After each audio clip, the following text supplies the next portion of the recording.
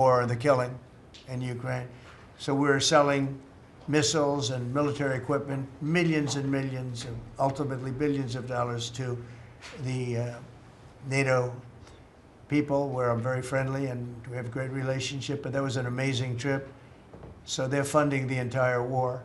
We're not funding anything. I think it's an important point to make because a lot of people don't understand that.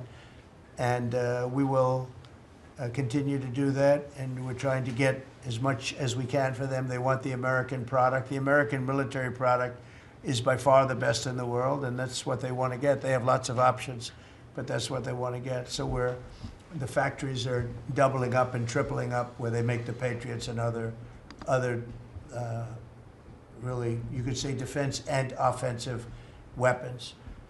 The wages for blue-collar workers are now rising at the fastest rate in 60 years, which is so important to all of us around this table. The average American worker has already seen a $500 wage increase this year, and there's no inflation because there's been decreases, tremendous decreases with, thanks to Doug and Chris, and some of the people, the great job they've done with energy. Thank you very much. And Chris, thank you very much. I see you down close to $60 a barrel, and you'll be breaking that pretty soon. And that has a huge impact. So we have groceries are down. Energy is way down. Energy is way down. It was $4 and $5 for a gallon of gas. Think of that for gasoline. And now it's probably $2.25. There are some places it's $2. It broke $2 at a couple of locations in the South.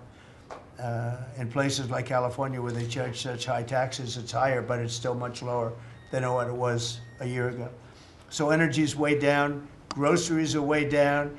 Eggs are way down. Thank you very much, Madam Secretary. You've done a great job. Appreciate it. When we came in, the eggs were through the roof. They were 4 times higher than they've ever been. And my first question from you people were, what are you going to do with eggs? I said, what's the problem with eggs? That was caused by Biden, or whoever was operating the auto pen actually caused it, I guess, because I don't think he knew too much about eggs. Factories are booming compared to before I took office. Domestic auto production is going to be, it's going to be so thrilling in 2 years when you see the numbers, because they're building plants all over the country. They're all coming in because of tariffs. They don't want to pay the tariffs. And if they build their plant here, they don't pay the tariffs. And they're pouring into our country, and you know about AI and you know about but the auto plants, that's the good old-fashioned stuff that I love. The auto plants are pouring into the United States of America. They're coming from Mexico, they're coming from Canada, and they're coming from Europe, all over Europe. And it's been pretty amazing. So factories are booming. And when they actually open, right now they're booming in terms of construction. This is something given to me by Mark Zuckerberg. And you'll see this is AI now. These are, I never understood. I said, well, because I built shopping centers, and for $50 million, you can build a very nice shopping center. So I never understood when they said $50 billion for a plant. I said, what the hell kind of a plant is that? But when you look at this, you understand why it's 50 billion. So this is one he's building in Louisiana. That's Meta, Facebook, as people understand it to be. But look at that. That's the size of Manhattan. So that's superimposed over the island of Manhattan. It takes up a big part of Manhattan. I think they say 81% of Manhattan. So these are big things, and they're going up. A lot of them are going up now. I don't know that big. Actually, Mark is building 4 of them, and others are building similar places. And when these things open up, I'll tell you what, our country, we're leading China now in AI, substantially leading China.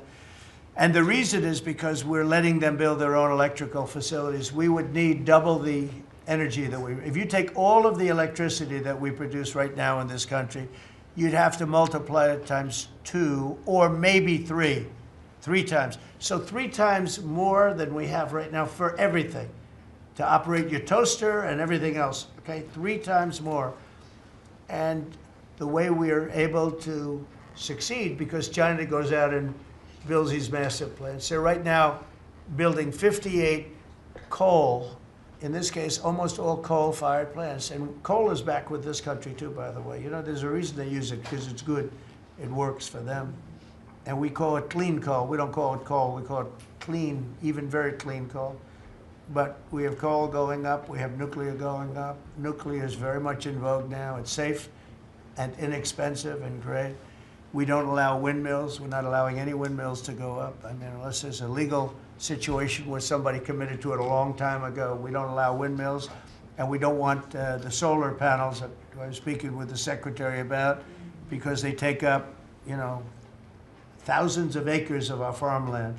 You see these big, ugly patches of black plastic that comes from China. And the solar is, you know, I like solar in some ways, but for firing up your big plants, it doesn't work. It's very unstable, but it really takes up your farm. The farmers are saying, you know, they're building these massive blotches in the middle of the fields all over the country. It's so crazy. It's so crazy. So we're not heavy into that at all.